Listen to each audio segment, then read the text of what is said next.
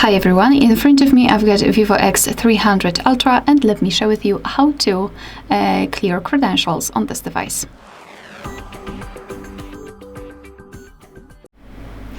So let's begin with opening the settings, and here we need to scroll and find security and privacy.